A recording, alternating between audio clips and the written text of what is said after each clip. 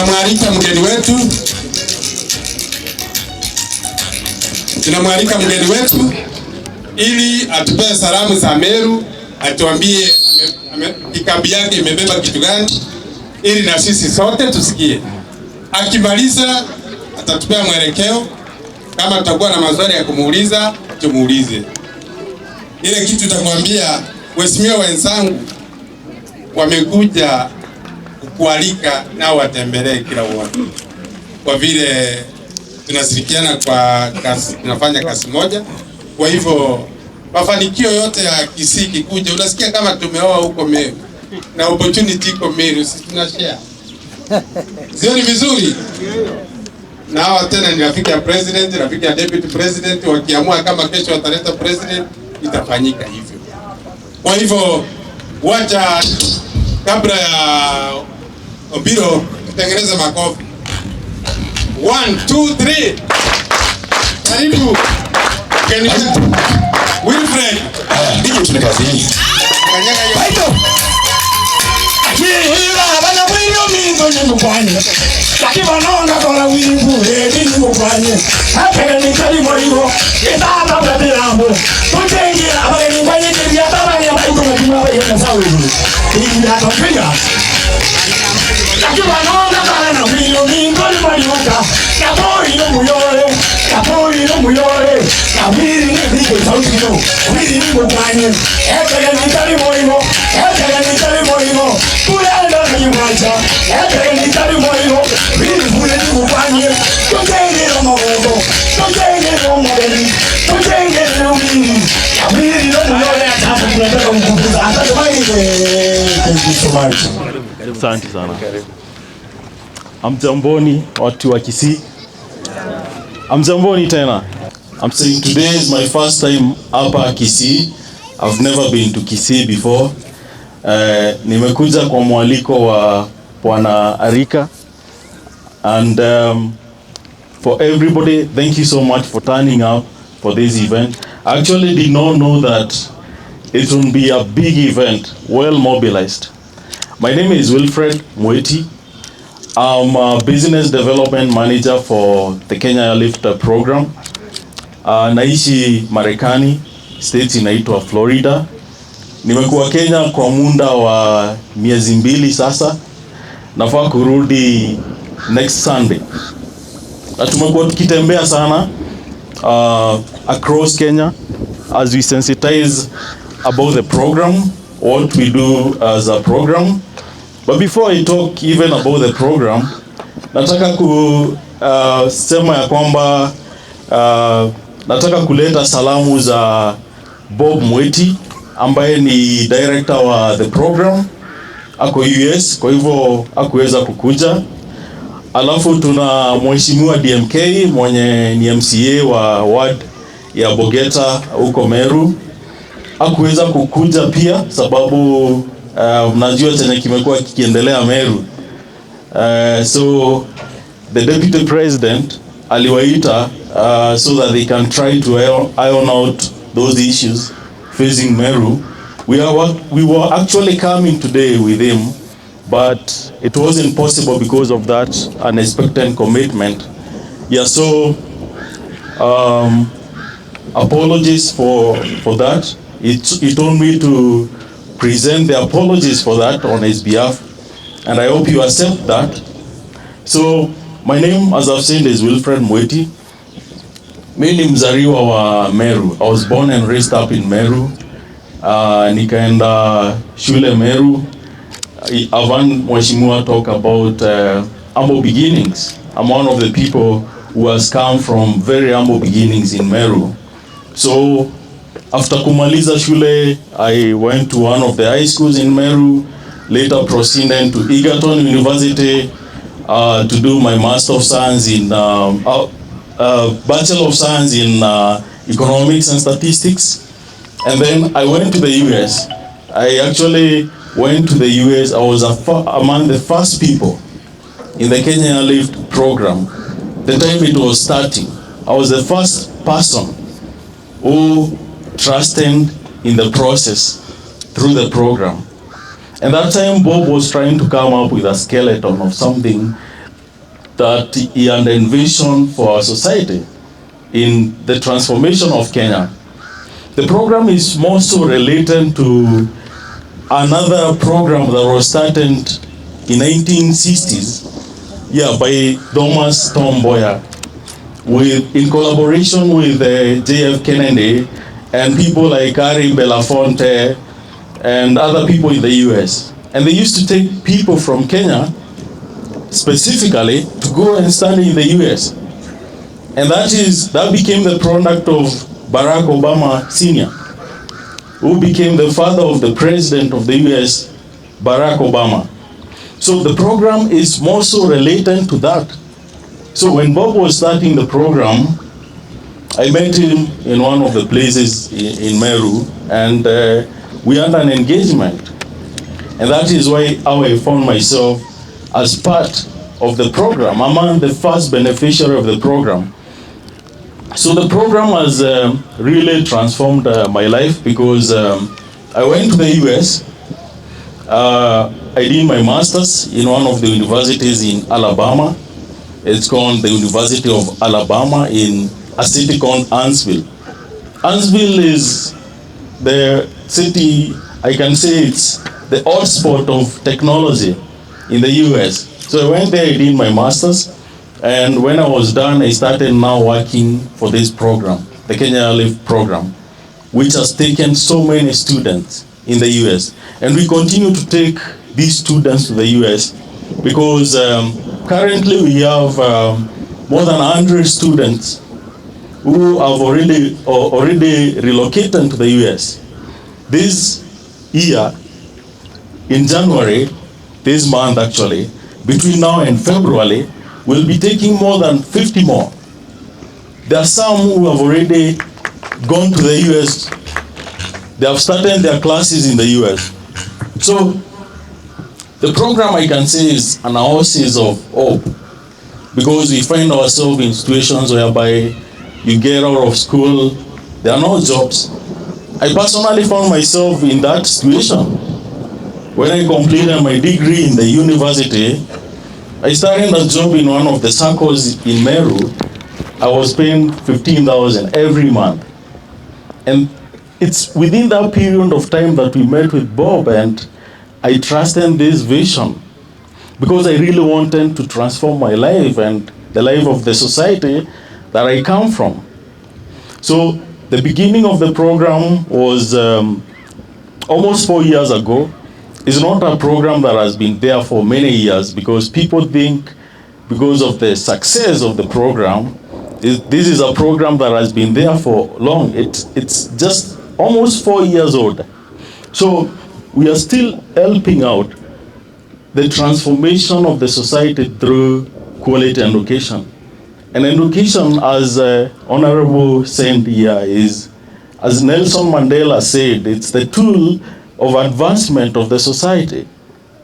There is nothing else that can make you sit and dine with kings other than education. I've tasted that myself. I was born in a very humble background in Meru, as I said, a family of 6. My father was just a primary school teacher. And you can imagine, having a family of 6 brilliant students, it's a big burden, especially to parents. So I've seen a lot of transformation. And the essence of the program is that we want to take students to the US so that they can start their masters.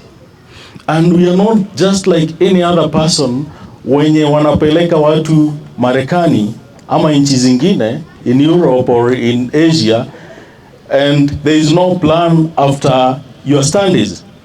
Because you have found people, majorly, they have gone to the US to do their masters or their degree, their first degree, and they come back.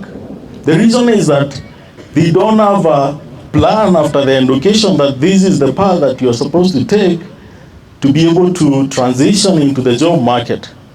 So as a program, we ensure that every student who comes through us and who has completed school actually is able to transition into job market in the US. Personally, I'm a product of that.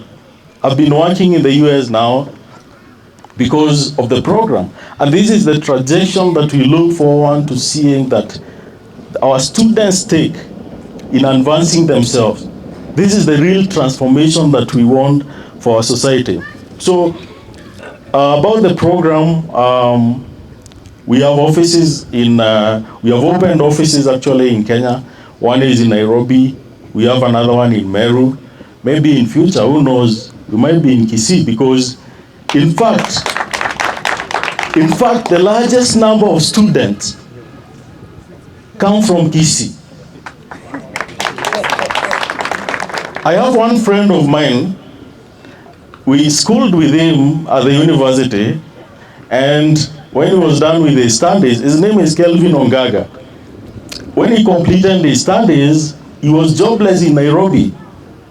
And when I joined the program, he was the first person I pulled and told him, just come and pursue this thing. Kelvin is now completing his master's at Illinois State University. You're watching Success with Bob Mwiti Show, presented to you by Appstech America. Appstech America is a consulting company that helps immigrants find amazing higher education and job opportunities in the tech industry in the United States. You can find our programs by going to www.appstechamerica.com. Appstech America, we wake you up to the unlimited potential within you. In the program, he comes from, I think, Nyaribari Chache. It's here? Yeah, he comes from here. I don't know the village. So there's a lot of interest, especially from Kisii. In fact, before this event, we had organized another event because we have been meeting students in different towns in Kenya. Last time we were in Eldoret, and our next stop was Kisii. And then DMK came and told me, you know, I got an invitation from this Honorable Steve Arika. I'm supposed to be in Kisii at this particular time. So we had to email the students who we had organized the meeting with, because I've been meeting students as part of my engagement, my usual engagement with them, because that is my work, to meet students and tell them that this is what the program entails and this is what you're supposed to do so that you can be at this level. So we had organized an event in Kisii. We're actually looking for a place to go to meet the students from Kisii before Honorable organized this thing for us. And I think there are so many students who are here courtesy of that message that we have sent of our presence here. So the first thing, we usually advocate for having brilliant students join our course. And these are students who have at least a first degree in any field. It doesn't matter, even if you did religion, it's okay. We are going to get you a course to stand in the US. Whatever thing that you did. But this doesn't mean that we are not actually accommodating students who are starting or completing their high school or even starting their universities, because we have started a program which is called Pole Pole Savings. If you go to our website, if there's any student who is here and they're in high school, they can actually start their journey as early as now by saving slowly and slowly for this worthy cause. So that by the time they are done with their school, at least by the time they get their first degree, they are able to join the program. So we partner with different universities in the US, and one of the universities that we partner with is Missouri State University. In fact, when we were signing the partnership with Missouri State University, we met Kenyan professors, 6 Kenyan professors at the institution.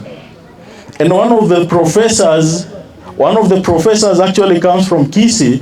His name is Kennedy Ongaga, Professor Kennedy Ongaga. I think some of you here might be knowing him. So Kennedy has really assisted us even in pushing for those partnerships that will see hundreds of students go to this university. We have other universities that we partner with. My alma mater, which is the University of Alabama.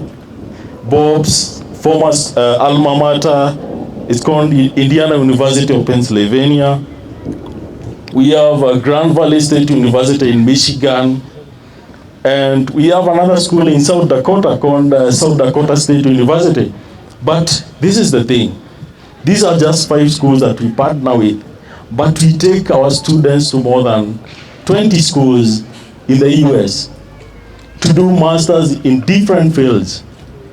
So this is an opportunity to engage each of you about this worthy cause, especially the students, the parents, and those also who want to join. It doesn't matter, you might be a parent who want to take a great change in your life and go and do your masters there, because there's a lot of money in the US, a lot of money for any job. And it's very easy to go to work in the US and you find somewhere written vacancies, job vacancies available almost everywhere that you go. And when you come to this other side, it's a different kind of story. We have hundreds and thousands of youths who get out of school. As the Minister for Youth Affairs was saying, they don't have something to hang on. And it has brought a lot of desperation to many people about the situation in our country. And this is what we are trying to resolve. Most of the students who have gone to the US, even as students, they have been able to transform their lives and the lives of their parents and the lives of wherever they come from. I would say with a lot of pride that all the students who have actually gone to the US, 80% or more, they own cars and they are just students. It's incredible. So these are the kind of opportunities that we want for our students. So among the schools that we partner with, what we look forward to is opportunities for scholarships in the form of assistantships and fee waivers, so that our students don't have to pay even application fees to go to these schools. There are so many opportunities. You know, many times people ask about scholarship. How am I going to get a scholarship to the US? But I can tell you, if you start looking for scholarship now, direct scholarship to the US now, you might take the entire of your life without getting any. Those in the academia can tell you, it's a long shot.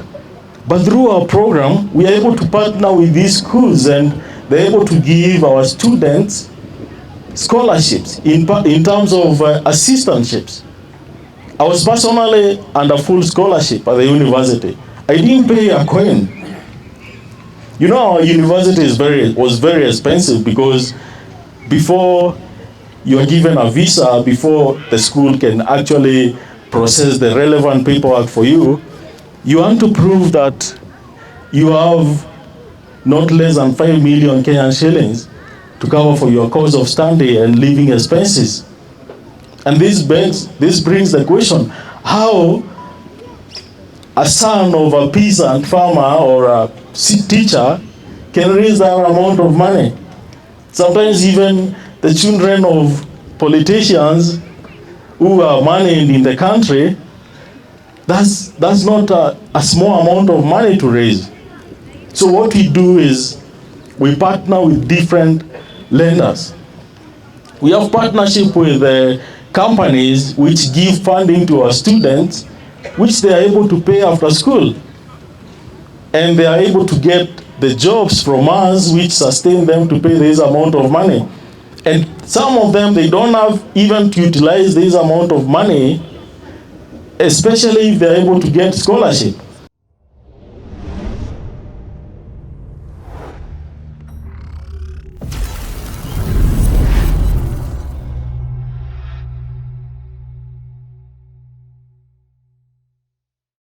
You've been watching Success with Bob Mwiti Show, brought to you by Upstack America. Come back next time to hear more steps and missteps that I took on the path to becoming a successful immigrant in USA. Be sure to subscribe to my YouTube channel and also follow me on Facebook, Instagram, Twitter, and LinkedIn.